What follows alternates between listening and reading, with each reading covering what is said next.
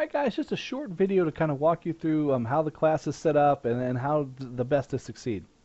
Now, in the summer classes, my classes, I set them up so they run Monday through Sunday. So the first 2 days of the week, Monday and Tuesday, you should read the textbook chapter and then cover any videos in the class. So if I go to lessons, I already know exactly what I'm doing each week. So week 1, chapter 1, week 2, chapter 2. So you shouldn't have to email me and say, hey, what are we doing in week 3? Well, in week 3, we're covering chapter 3. Pretty easy, huh? And then if you go to each class under materials, I'll typically leave you video lectures that are in there, plus the PowerPoints and some other stuff like that. So each chapter, even the longest chapter, if you spend about 2 hours reading the chapter and taking notes, that covers that. And then most of my presentations, if you put all my videos together, it'll be another hour and a half, maybe 2 hours. So in that first 2 days of the week, you need to spend those 4 hours. Read the chapter, watch the videos.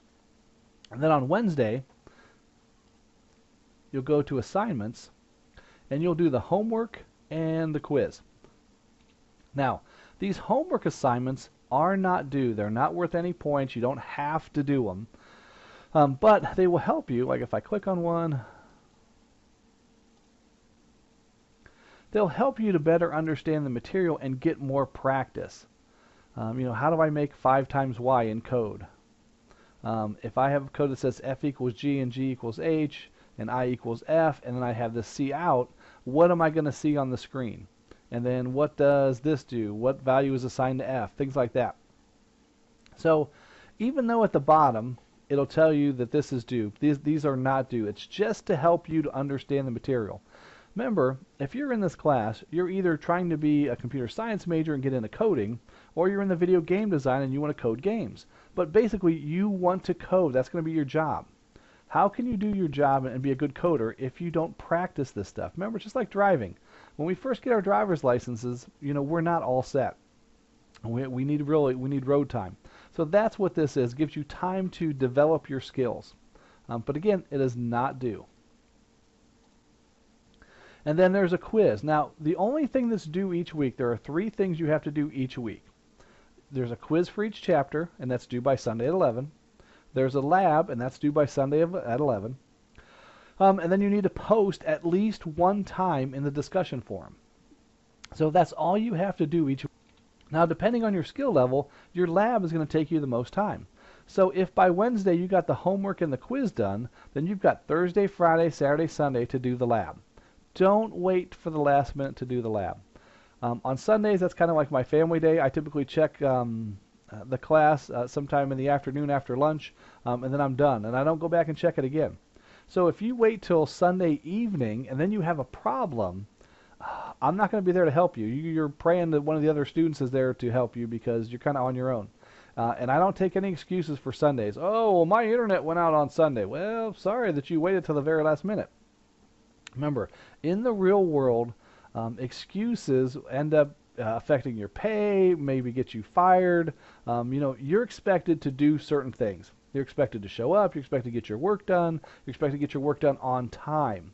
Nobody wants to pay somebody to be late, not do their work, things like that. So it's the same way in college. So each week, the quiz is due, the lab is due, and then you drop the lab in the Dropbox, and then you need to post on the discussion forums. 3 things. Now, occasionally, you'll have exams in there too, so then you'll have 4 assignments that week. Remember, in summer, we only do 8 weeks, but we cover the exact same material as a 16-week course. So you're going to have to spend a lot more time in a summer class doing homework and stuff than you would in a normal 16-week semester. So each week is broken down where we talk about stuff. Hey, this is what you're going to do, blah, blah, blah, blah. This is when your assignments are due. Now, each week, your assignments are due Sunday at 11. So anything in the week 1 folder, the assignments are due on Sunday of week 1 at 11 p.m. Pretty easy, huh? Everything opens on Monday, and it's due on Sunday. So anything that you have due, like this week, you have quiz 1 and lab 1, and then obviously you have to do a discussion forum post. So if I click on materials, there's all the videos that you need to watch. So if I click on a video, they open like this. Now what you want to do on the videos is you want to click on them and pause. And then you want to click the YouTube link. You don't want to watch it in this little tiny video. You'll never be able to see anything. But you want to click on the YouTube link and then pause it. And then when you go to YouTube, it should be loaded in high def. If it's not, you don't see the HD thing here, a little red symbol. Click on that gear and change it to the highest setting so that you can watch it in HD. If you can't see this stuff, enlarge the video. Add 2 new include statements, and they are so that you can see the stuff that I'm typing in. But all the videos are shot in high def. You should be able to see them easily on YouTube, depending on what monitor you get. Now, if you got a little 12-inch monitor on a laptop, that's going to be a problem. Because I have a big 24-inch, and shrinking it at half the size is going to be bad for you. So hopefully you can find a PC with at least an 18-inch monitor or bigger, then you'll be fine. So again, all the videos are like that. They come up like this. You want to watch them on YouTube, change them to high def if they're not in high def already. I'm pretty sure I loaded them in high def, so they should show up for you like that. And then you'll go to assignments and you'll knock out the first 2 by if you have that stuff done by Wednesday, and then you've got Thursday, Friday, Saturday, Sunday to post on the discussion forum and do your lab, you're all set. Now, let's talk about your labs. Your lab will ask you, hey, complete this project and then submit it. Now, when you open up Visual Studio, assuming that you already have a project open, like I'll hit Open Project. Now, assuming it's the first time and you don't know where anything is, you're going to go to your Documents folder and Visual Studio 2012, and then Projects, and there should be anything that you've saved. So let's assume this is the one I wanted, so Chapter 1 Help. I want to open the folder, and then you want to open the folder again, and then you want to go to the ++ sign. Now here's me, so here I am, I got my, let's say my lab's all done, hey, I'm all great and all set. So you'll do File and do Save. But what you're going to want to do is you want to zip that up and then drop that in the Dropbox. So let's go back. Let's go to your Documents folder. Come on, open. Then Visual Studio, Projects. And now what I want here is I want the entire folder. If you drill into the folder and start trying to save me one of these small files, that's not going to work. I want the original folder. So in the project file, you should have folders, and you want to right-click and do Add to Archive. I'm running WinRAR. You want to zip it, and OK. And this is the file that I want. So then you'll go to the Dropbox, Attachments, Browse, and it should pop you there. If it doesn't, you want to go to your Documents, Visual Studio, Projects, and then grab that.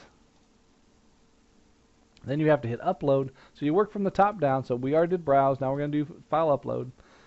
We're going to wait for it to load. And then Finish, and you should see it down here, and then you can hit Submit. Now you have to do a title, just title Lab 1.